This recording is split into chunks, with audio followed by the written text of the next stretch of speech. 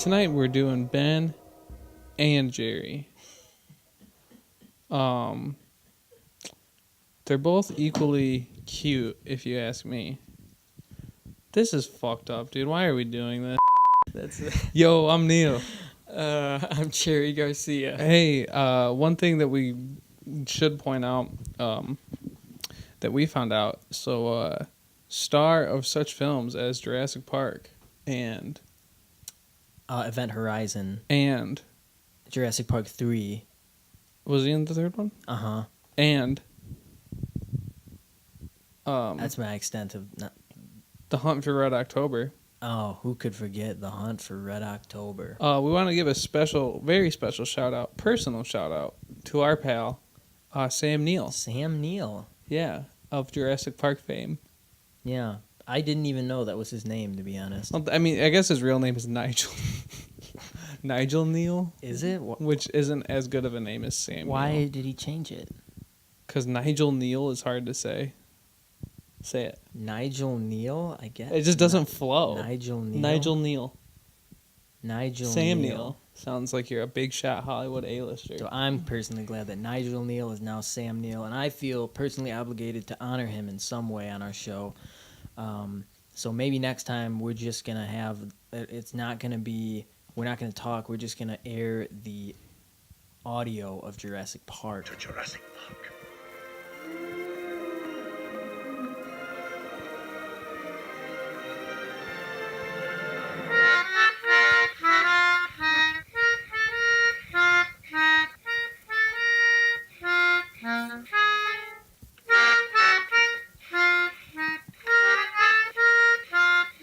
Okay, yeah, so today we're talking about a movie called Baskin. Baskin. Baskin. It means, what does it mean? Why don't you go and tell him? It means police raid. This was one of the first things I looked up before I even saw the film. And between the two of us, there's some debate as to whether that title is appropriate or not. It is a Turkish film. Yeah, really interesting. Yes. Turkey. It's a Turkish film. It's not about Turkey. No. But it's great to see movies like this coming out of different areas where horror doesn't usually come from. We saw a great film in 2014. Which one are you thinking of? A Girl Walks Home Alone at Night. I didn't watch that. No, I'm saying we as in the general public. The people. The people's saw. Elbow. Speaking Yeah. of WrestleMania this weekend, who's pumped? Okay, well, I don't give a shit about that. 2014 Iranian vampire film, and just in a similar way, it's cool to see a film like this, Baskin, which is not a vampire film. Or is it? It's not. No, it's not. It's not. It's not a vampire film. It's also not a brand of ice cream. Has nothing to do with Cherry Garcia, much to my dismay. To my disarray. I'm not quite sure what kind of film this is, really. It's a brutal film. You know what? The closest thing, if you want to get a quick idea of what this movie is like, it's a lot like Silent Hill. Oh, that's interesting. You know, the movie or the video game. I have a video game comparison too. The Evil Within. It reminds me of the Evil Within. Yeah, there's these weird. Which the Evil Within was very Silent Hill-y. Yeah, we'll get okay. into it. There's a lot of surreal aspects to this film that personally I really enjoyed. I think there's some shortcomings and some stuff that I didn't quite like in the film. And I'm curious to see what you think because we haven't talked about this at all. So let's get into some just really basic description of kind of how the movie kicks off, what it's kind of generally about. Yeah, so the plot of it Non-spoiler. is we've got 5 cops who get a call to go to a place. An abandoned facility. It used to be a police station. And when they get there, it goes wild. Apparently, we were just talking about this, there's a lot of references to like mythology and like I quite honestly, I got to do some more reading about this film because I think a lot of it went over my head. There's a lot of like references to spiritual things. Yeah. And there's really cool kind of the film kind of leads you to believe that it's temporarily out of sync. Like it's not necessarily the things that you're seeing aren't necessarily appearing in chronological order. And to me, that was something that was really cool, but also very off-putting. Yeah, it's a little hard to follow. Like, especially towards the end. Not that it's hard to follow. I guess it just plays with your ability to follow it. Yeah. I don't know if that's a good way to put it or not, but Yeah. I mean, the continuity editing, it's actually the opposite. The movie very deliberately kind of has some non-continuity to it. sure. Where a shot will be in one room and then a character will walk into another room and be in another location, but you have to really be on your game to notice that. It's going to throw you off, and it's supposed to throw you off. And to me, I thought that was cool.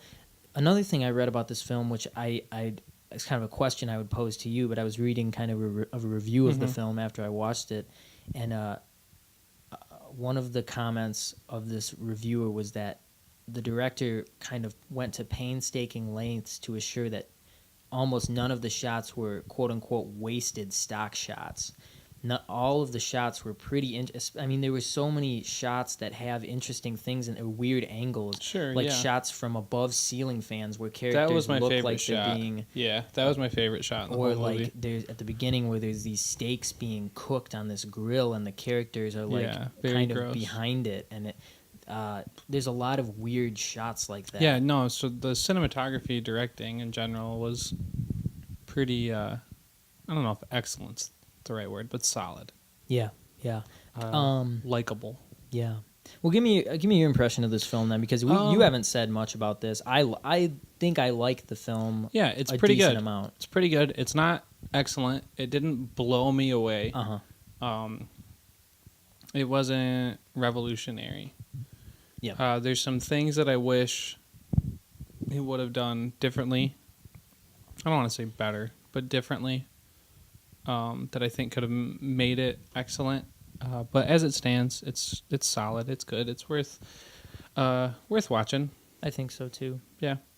I think what did it for me is the fact that an otherwise straightforward plot is actually complicated in a good way by these really weird, surreal sequences that I don't really want to spoil if you haven't seen the film, but they're very off-putting, confusing, but for me, not confusing in a bad way. And the meaning of the movie, I think, is kind of buried behind this obscure like shroud, and it's kind of up to you to decide what you think happened, because I don't think there's a clear answer as to what happens in this movie. There's a lot of mystical, occult themes. Yes. A lot of references to dreams. I want to talk about the dreams more. I think the meaning to this movie lies within the idea of dreams. And there's also a lot of other symbols. But like I said, a lot of it's obscure, and I don't know how you felt about that. But I felt by the end I didn't really understand what was supposed to have happened. Yeah, the movie almost kind of lacks a message or a theme, I guess, which is one of my complaints with it is like towards the end it kind of just devolves into torture porn, I guess. And that was the most disappointing part, is that the kind of the meta surreal aspect of this film disappeared toward the end and kind of gave way to a more typical of what Eli Roth would do. I do want to say this movie is an example. I was thinking about this when I finished it. This is like an example of what Eli Roth should strive for, because if he wants to make better films, this movie is pretty disturbing, pretty violent, a lot of sexual themes that are kind of rooted in the things that happen in the film, occult violence, and but also intertwined with these really surreal, obscure scenes that we'll talk about Images. more.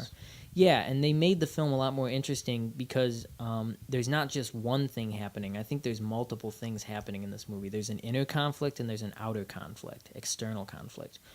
Although a question I pose is whether there's an external conflict at all, and whether this entire conflict is actually internal within the film. Okay, we'll have to talk about it, I think, when we jump into spoilers. Yeah. So I don't want to give anything else away. It's cool to see a movie like this. I think it's very different than a movie you'd see made for an American audience specifically, or by an American director. It is a foreign film, so if you're not into foreign films, you probably won't like it. Yep. And yeah, I think there's a good sense of tension in this film. I think the beginning, yeah, it's a really creepy idea, I guess. yeah. Right from the onset, the beginning, The start, the right start. from the start. But Yeah, I think we can get into it. Yeah, I'd say watch it. Watch it. Yeah, Give it a shot. Don't go extremely out of your way to watch it. I don't know what I mean by that. So the movie actually starts off with, we don't know it yet, but it starts off with a dream sequence. Yep. The first or like a flashback. No, it is a dream. Is a dream. It's a dream. Yeah. Oh, it's a flashback. It's a flashback of it's a recurring dream that he has. Is it a recurring Yeah. dream? Okay. Yes, and we got to get the character's name. It's Ardo. Arden. Arden, is it? Arden.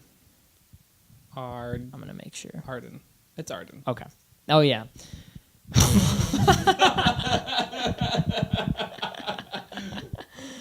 Did I default? Did I type that in, or did it just No. Baskin Robbins? So for you folks at home who didn't get to see that, Sam went to Google, typed in Baskin, and he hit enter, and Baskin Robbins came up. Yeah. So the movie starts with a dream sequence. We don't know it's a dream. One of the signs from the very beginning that the film is going to confuse you is that you don't really know what it is that it starts with. You only find out later that it's a dream.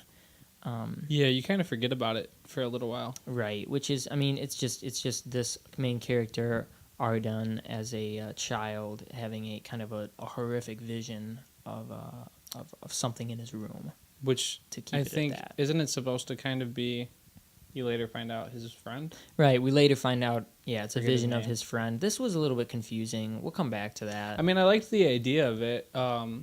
Oh, yeah, for sure. Do you want to come back to it? Can we talk about it now? Okay, we can talk about it now. The idea that, so him and his friend made the promise that if one of them died, the other would come back in a non-threatening, non-frightening way to tell the other one. Like what the afterlife is right. like, right? And interestingly enough, they made that promise, and it's clear that this main character, Arden, is kind of a clairvoyant, some kind of psychic being. You think? I think so. What some gave kind you of that impression? some kind of spiritually charged psychic being that has the ability to sense things in a world that is other than. What this gave you world. that impression? Oh gosh. Well, let me at least finish describing this scene, and then I'll explain that, just so we don't get too convoluted. What I think is interesting about this, the pact that they made, is that this is a frightening dream, and so in a way, something went wrong because his friend, he sees his friend, but it's very scary and it frightens him. Right. Well, maybe it's like kind of a way of saying there is no. It's almost like the message that like the afterlife is messed up. You know, Right. like there is no way for me to Yes. come be non-frightening, non-threatening. Yes, which supports other messages in the film. Now, when I say that I think this main character is, to be honest with you, I think that this main character is not entirely, I don't want to say not entirely human, but there's a scene where the police chief is explaining within kind of what we have to assume is another dream sequence. Are you talking about when he pulls the key out? No, this is before that. So now, When he explains? yes, so the police chief is Arden's caretaker, we find out. Yeah. When Arden's father died, he gave Arden to this police chief. His uncle. To take care of him. There are several signs that suggest that this police chief has these kind of otherworldly clairvoyant abilities too. He's got like it's not a rosary, but it's... Yeah, it is. It's like Is it a rosary? I But believe it's something yeah. like that.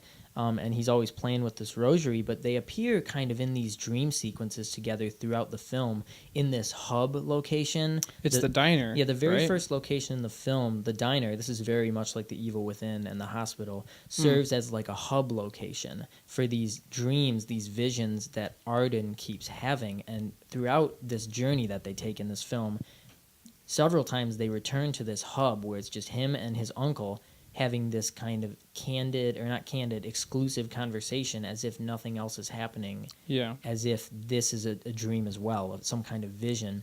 And within these visions, he tells his uncle about the dreams that Arden has as a kid, about seeing his friend. He's never told anyone. And then his uncle says something about how he knows, and he also sees things. And then he tells Arden to look behind him and says, I thought I was the only one that could see it. Yeah, and then there's a figure standing there, yeah? And the figure is, we'll talk about the figure later, because I think the figure is... his friend? No, it's the entity. I forget what the entity's name is. You talking about the weird-looking guy? Yeah. Okay. At the end of the film. Now, the other reason, I'm going to come back to why we actually started talking about this, why I think Arden has some clairvoyant qualities. He talks about how his parents said that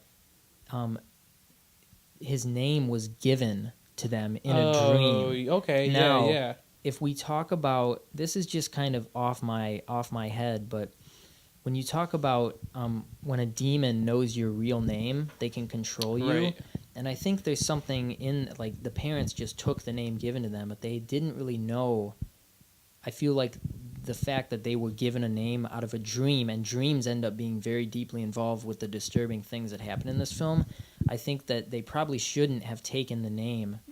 Yeah, no, Arden. I like that theory. They were given Arden's name in a dream, and that's why they named him Arden, their newborn child. But I think that you could interpret this as being some kind of demonic entity gave them that name so they would be able to manipulate Arden, this character.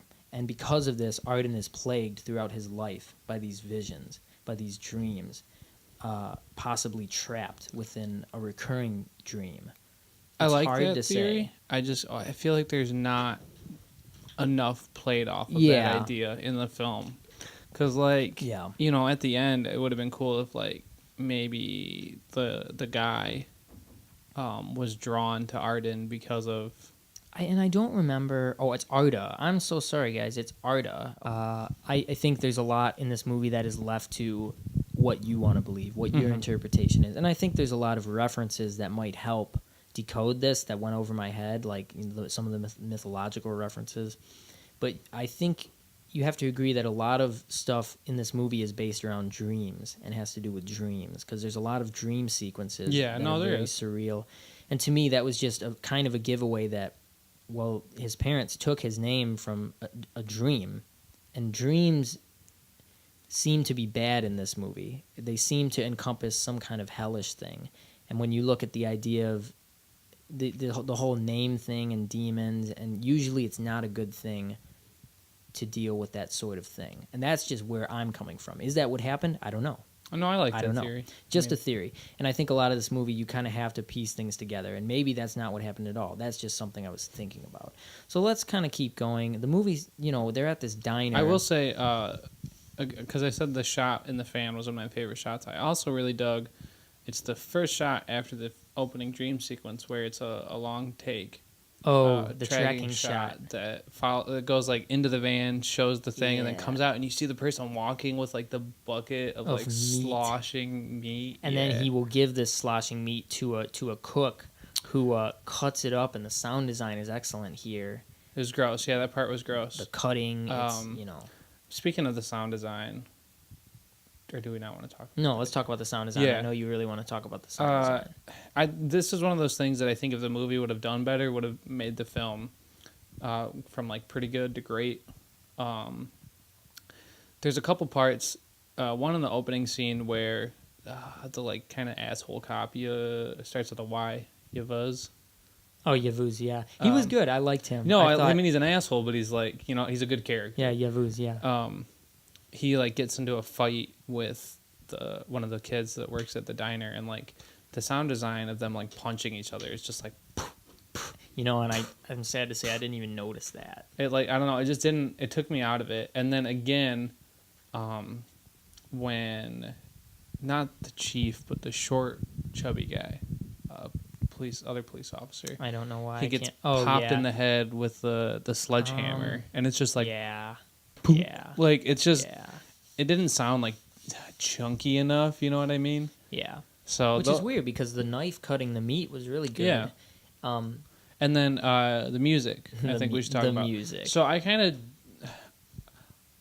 so the music does this weird thing. It almost sounded like they didn't have a composer, that they just pulled pieces from different films, because I dug like the 80s kind of vibe that was going on. There's a little bit of grindy synth stuff going on. I also dug like the orchestral stuff, but when it was going back and forth between the two, and at one point, I forget when, but it kind of like literally goes from like an orchestra, fades into the 80s thing.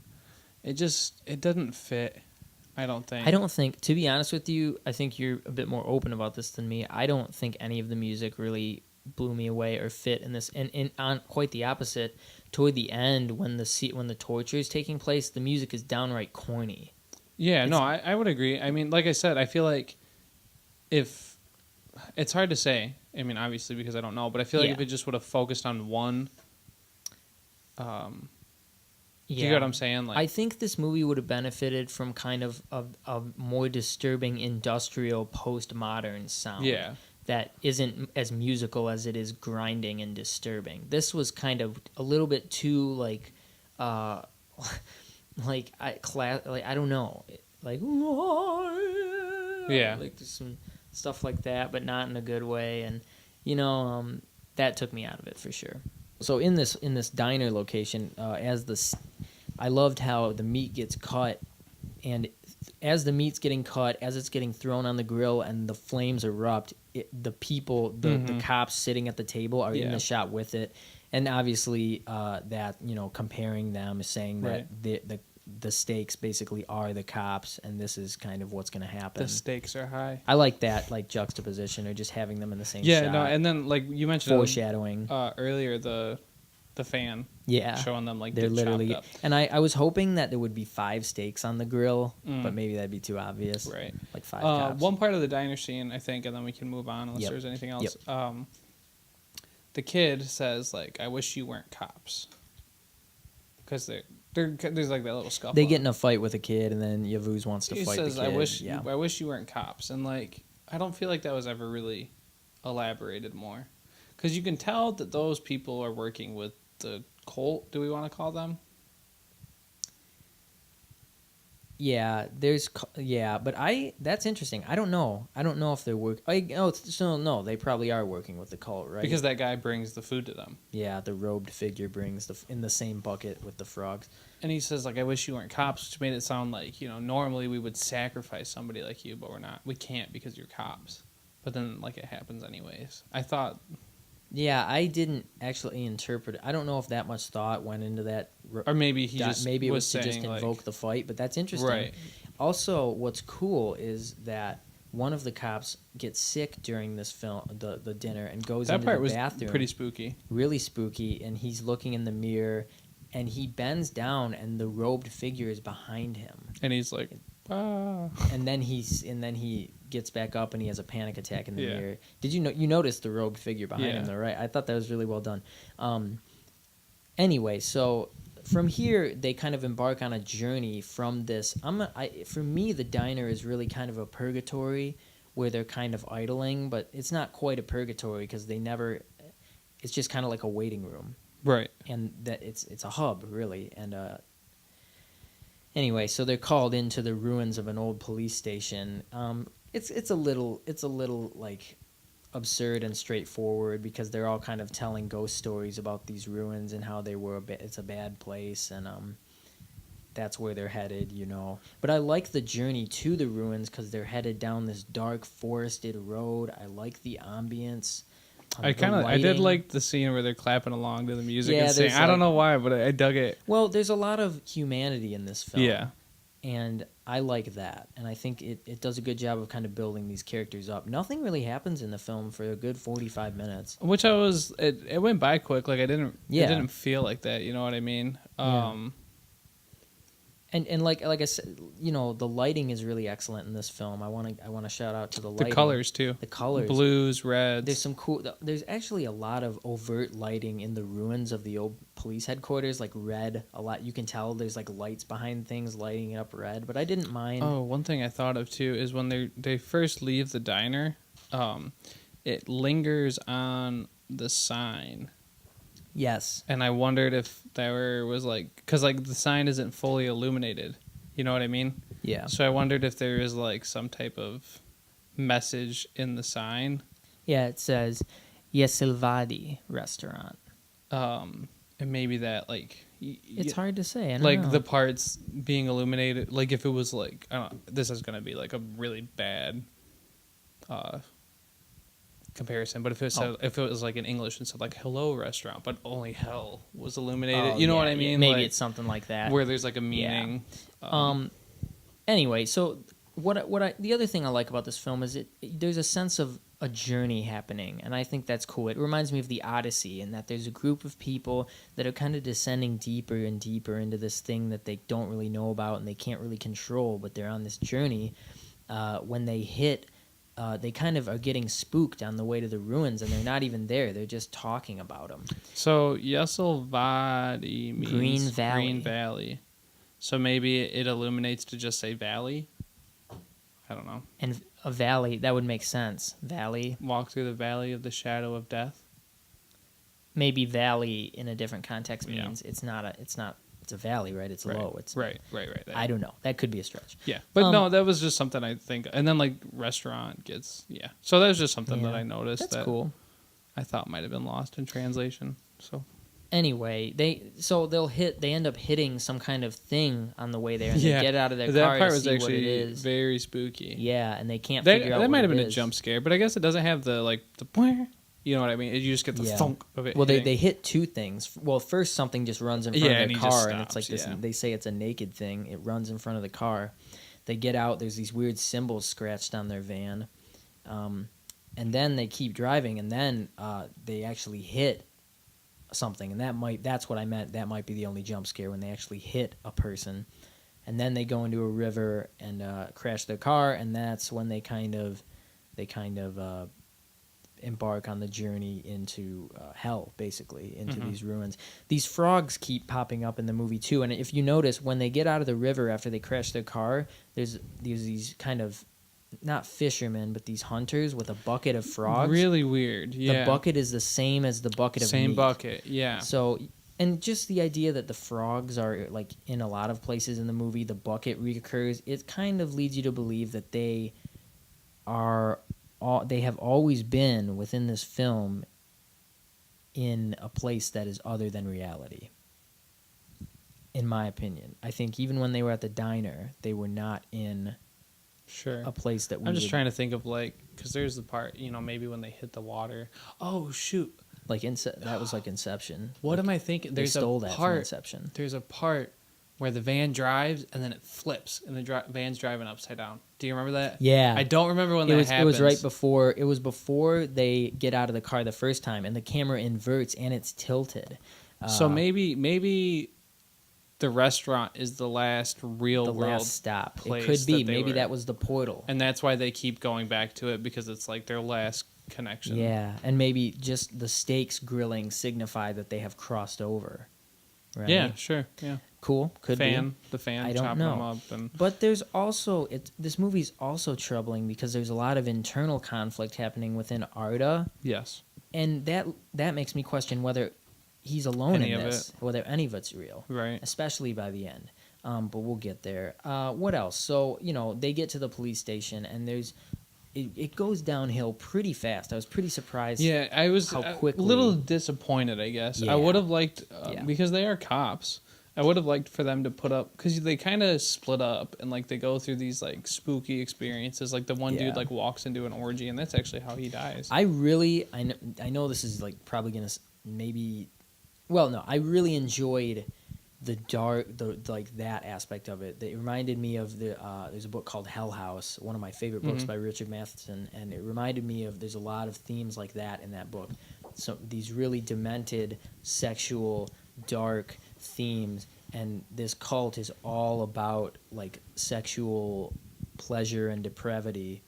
Because they're like and ritual, like grimy and dirty And and crap. I mean, even the dead costume bodies design and was pretty cool. The creature design, creature, they're people. and you never really think. get a great look at them. And I think the film handles it well. It really dehumanizes these cultists. Yeah.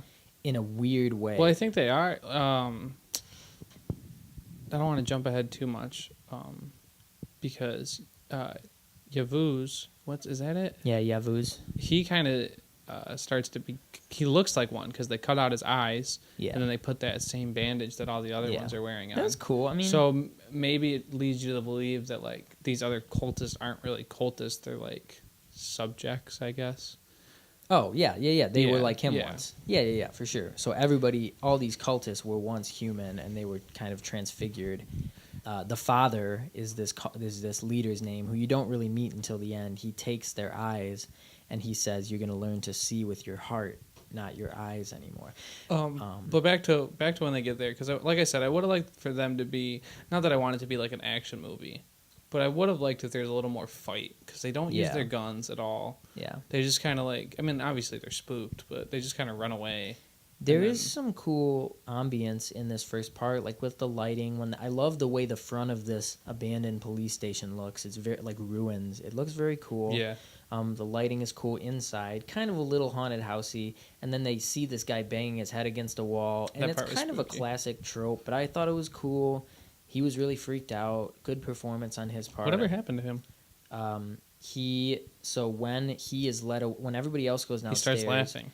He is led away by one of the officers who will stumble into the orgy and gets killed or whatever by he starts orgy. laughing. He just kind of starts laughing, and he's watching. They don't really touch him. Weird. But I mean, shortly after that, I mean, they go down into this. Of course. It reminded me of like playing some kind of video game, or like Skyrim or something, where you go down into the dungeon further. That's a stupid comparison. No, I thought. I mean, and I can see that. It's cool. Like they find these cultists like having sex with dead people, and like dead corpses with cut off limbs. Like they're not even people. They're just having sex. Set with, design was pretty good. Yeah, I thought. Yeah.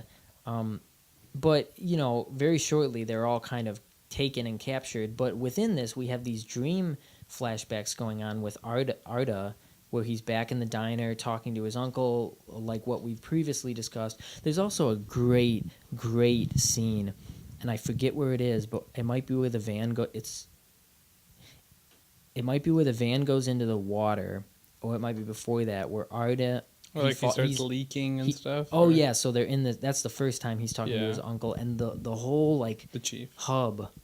Yeah, his uncle, the chief? Or is his chief not his uncle? I don't think his uncle's... No, the chief is... It's been a couple days, I'm sorry. The chief is not his uncle. Okay, his uncle gave him to the chief. Anyway, and the whole dream kind of destabilizes as water starts leaking, and then I think that might be where he's underwater, and these giant pairs of hands reach down. So cool. It reminded me of like Train Spotting or something. I don't know. Great stuff. I mean, that was what made me believe in this movie, is that it kind of went above and beyond to create these weird mind games, and kind of build this dream world in addition to the real world. That was cool. Anyway, so we get another flashback, but then they're captured, and this is kind of, sadly and disappointingly, the final sequence of the film is kind of after this. Yeah, well, it kind of drags out, I thought, this is where it drags into the torture porn category. I will give a kudos to the guy playing the cult leader. The father. The physically deformed. When he first, reveals himself, he's not even that intimidating. But he kind of becomes more and more intimidating. Yeah, he's like an imp, kind of. He looks like an imp. Yeah. Creepy. Yeah, no, it was very well done. And, just the way that they take Yavuz, who is the tough guy throughout the film, and they break him down. They're all chained to these poles and these pillars, and they...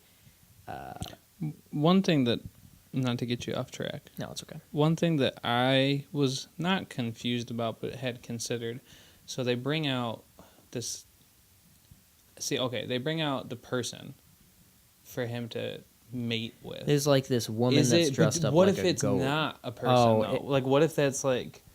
a spirit? Or like a demon? What if that was like its actual face? Because, you know what I mean? Yeah, like it that'd doesn't be cool. Clearly look like it's a mask. It has female features. But it does, and then they so here's the scene is that Yavuz is chained to the pillar, as all of them are, and they kind of, the the father has this little knife, and he's saying all this gibberish stuff about I'm gonna take you have to close your real eyes and open your heart, open the eyes of your heart, and then he takes his eyes. He kind of breaks this tough character down, and then he's crawling around Yavuz, and they force him to have to sodomize with this woman. And then the spider comes the out of thing his mouth. about I it didn't is really while this big there's like this enforcer that accompanies the father. Yeah, he's pretty cool looking. He was cool. He has this weird pose the whole time where his arm is in the air. Yeah. Anyway, apparently they're forcing him to do this, but he doesn't he's not into it, and you have to be into it if you want to not die. Basically, there is the interesting story at the beginning where he talks about having sex with a man. Yeah, that was very interesting. That's why that whole fight begins, because the diner kid makes fun, kind of makes laughs because he was talking about doing a man, and he's like, "What? You think I'm gay or something?" I don't know. It was really weird. Lots of interesting sexual tension in this film, but he's not into it, and so he dies, and a spider crawls out of his mouth. Gross, though. I couldn't watch it. Yeah, Grossed me out. Neil's not about the spiders. It was gross, and apparently this is a reference to some Italian director who made some film about a tarantula. I could be completely wrong about that. I read a bunch of interesting stuff about that. Regardless, he's taken out. Also during this scene, the father talks about how one of the things he says is, "We are going to help you make the crossing tonight. We're going to lead you. We're going to guide you," in a very comforting way, right? We're going to shepherd you. And he says, hell is not a place you go. Hell is a thing you carry with you. And I think that's the key to the whole movie. The idea of dreams, the idea of hell being inside you, not a place you go. And for Arda, I think he's trapped in some kind of hell that he has either created for himself or that was given to him because he was born cursed, right, with this name that his parents took from the dream. Mm-hmm. Who knows? I don't know. And the other thing I like about this end sequence is how when this character, the father, comes down from this spiral staircase that's lit up by moonlight, these cultists are all groveling at his feet and grabbing at him and trying to touch him, and it's just a cool I like the presentation. It's very kind of disturbing, and I like the presentation. Anyway, but other than that, the only other thing that happens is that they're going to try to kill Arda. He tries to do the same thing to Arda. But then Arda gets that key from the dream sequence. Right, he has another dream. Yeah, and he pulls it out of the dude's slit throat. Actually, I did like the way that they slit his throat. They didn't slit his throat. He sawed it. Yeah, the father has this really cool tattoo of a keyhole on his forehead, and you're kind of wondering, I don't know, I feel like what that is the whole time. Actually, I didn't even notice it. I noticed it, to be honest, at one point before this happened. And yeah, so Arda's the police chief is kind of dying in this last dream sequence at the diner. The father is there with them in robes, and we kind of figure out he was probably the robed figure that was in this whole movie with the meat, and in the police chief's dying act, his throat is slit open. Oh, and that actually happens in the dungeon in maybe real life, is the father slits the police chief's throat open, and that's how he kills him. In the dream, his throat is still slit, and Arda goes to him and pulls a key out, a black key. That whole sequence was just kind of weird to me. Yeah, I was okay. I'm okay with this kind of thing. It was kind of a Deus Ex. I wasn't really a fan of how. Because how did he get out of the chains? Right, it's he was very suddenly out of the chains. Right, I was like, what? He had the key though. Who knows? Maybe that was what was keeping. If you're looking at it from kind of more of maybe a symbolic standpoint, maybe it was the biggest Deus Ex Machina I've ever seen though. Yeah, so he gets it was straight out of a Stephen King book. That's how that's how sudden it was. No, I mean I'm into Stephen King, but he does that. Right. Anyway, and he puts the key into the keyhole in this guy's forehead, and through that is able to get him debilitated, and then he smashes his face in with the stool, this bench, this wooden stool, which is cool. I mean, it's bloody, I guess. Arda kind of goes and crazy. Again, that was kind of lack of sound design there. Yeah, I don't. So now this last sequence is interesting. He's free somehow. I couldn't tell you what that means, man. I couldn't tell you why I couldn't tell you what that key's about. Why did the police chief have it? I either missed something in the translation, or It just wasn't explained enough. And that was a big reason why this film wasn't as good as I thought it could be. Yeah. Left too much open. There's got to be some kind of explanation, but it does leave everything open. And even now that he can escape, the cultists are all kind of trying to, it seems like, worship him now. It seems like they are attracted to him and they're trying to touch him. Or maybe because they were free. Yeah, but he goes up this staircase into the light, and to me it's kind of like the film's kind of playing with you, because it's like, oh, is he the other thing that the father says, other than hell is a place you carry with you, he says sleeping is dying. Oh yeah, I like that part. Waking up is to resurrect. And he's like, so don't worry about it or something. And it just leads me to believe that this entire thing is like some kind of perverse dream sequence that Arda is stuck in, especially when he descends these stairs. It's like, is he being resurrected? Is he going up into some kind of heaven state? No, he's not. He escapes, and he's kind of crazy as he goes outside. He's like, did you catch that? Yeah, no, he definitely is. He's like crazy. Which, I mean, considering the other police guy was kind of like that, maybe, you know. Could be. Well, and then I think as soon as he walks into the road, in my opinion, you can see what's coming. Yeah. As soon as the headlights. It's very predictable. And so obviously what happens is that he's in the road, he sees a car coming, and he kind of starts waving his arms for help, kind of stupid, and he gets hit by, of course, himself, the police car that they came in on. He was the person that they hit on the way in and killed. And then it shows the police car in the lake, and then kind of in a disappointingly cliche way, the movie fades to loud rock music like an Eli Roth film. Yeah. I didn't appreciate that. That's the film, and so it was kind of like a full circle. Hey, but it did, I mean, we talked about movies not having blast beats, guitar licks. Oh, it did. It did, We did criticize Intruders for not having any metal, any riffs, any blast beats. This movie did have metal at the end. Yes. So at least we can give it that credit. Yes. Very metal movie. It's hard to say. It's hard to interpret what happened. I'm okay with the fact that there's not an answer. I'd rather there not be an answer than there be a lame answer. You know what? Let me get a Baskin too. I don't know about that, but... Let me get a Baskin too. Okay. I feel like a Baskin 2 could be legit. Let me get a Baskin 2 that's more action-oriented. Let me give you an example. I know you haven't seen it, but the Wreck series. First one is this kind of personal, low-key, whatever. Second one's more of an action movie. Like Alien versus Aliens. Yes. Let me get a Baskins. The only way I'd be on board with that is if they developed Arda's character further and they kind of put more into the world. No, yeah, it would definitely need to be like a world building at the same time. To continue the journey. Yeah, no, yeah. But let me get a Baskin too. Okay, that's fair. Baskins. I don't know how I feel.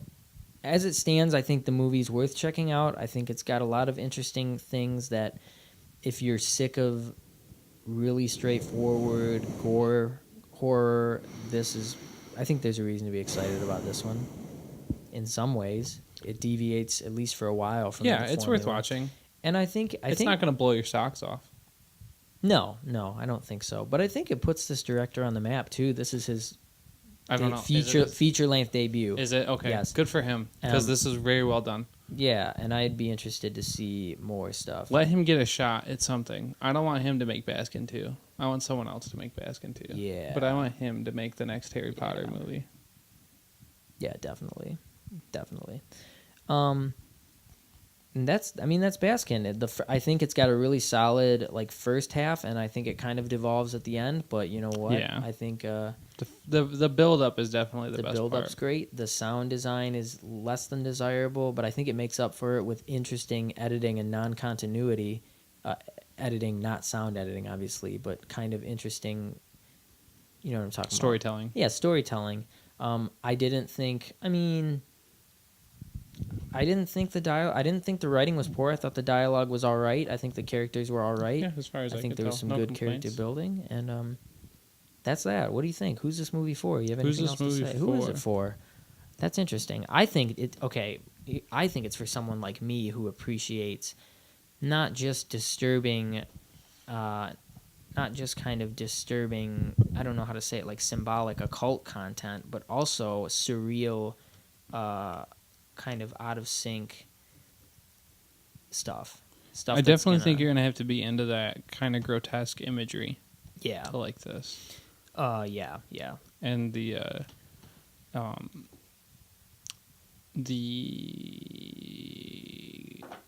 unclear isn't the word I'm looking for, but like the unclear narrative.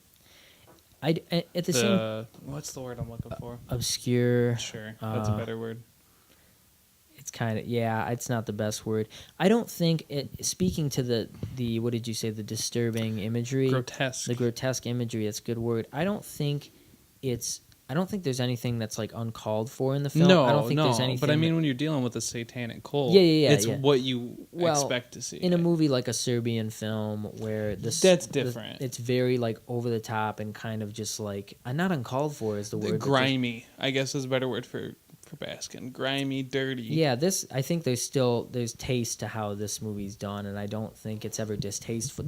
It's never distasteful how the perverse sexuality is conveyed. It's just fucked up. If you're cool with that, then take a ride.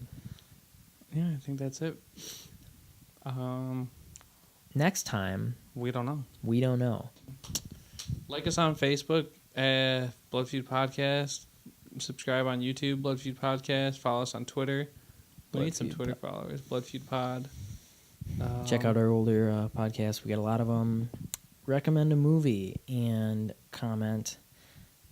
What did you think of Baskin? If you haven't seen it, watch it and then let us know what you thought of Baskin. Also, leave a comment. What's your favorite Baskin Robbins flavor? Is it Cherry Garcia? That's not a Baskin Robbins.